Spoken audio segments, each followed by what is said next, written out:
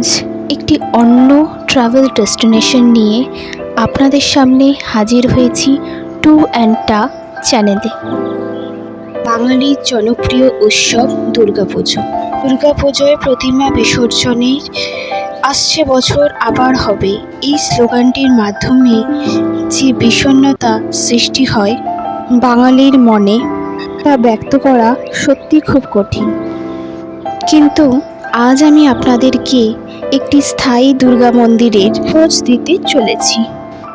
এটি হলো দক্ষিণ কলকাতার হরিশ মুখার্জি রোডের 23 পল্লী দুর্গাবাড়ি। মন্দিরে সারা বছর দেবী দুর্গা বিরাজমান।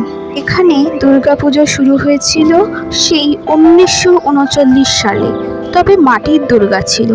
পরে 1986 সালে অষ্টধাতুর তৈরি এই প্রতিমাটি প্রতিষ্ঠিত হয়। এখানে মায়ের মুখটি বাম দিকে ঘোরানো, পাশে রয়েছে দেবাদিদেব মহাদেবের মন্দির।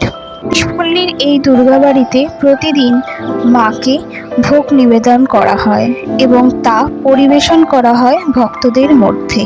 মন্দির প্রাঙ্গণের আধ্যাত্মিক পরিবেশ আপনার মনকে শান্ত করে তুলবে। ব্যস্ত দুনিয়াতে মা দুর্গার ডান পাশে রাধাকৃষ্ণের একটি আলাদা মন্দির আছে, যেখানে হয় নিত্য সেবা। মন্দিরটি পুরনো এবং নতুনের মেলবন্ধন বলতে পারেন। সময়ে মা দুর্গার দর্শনের জন্য আপনারা আসতেই পারেন 23 পল্লীর দুর্গা মন্দির।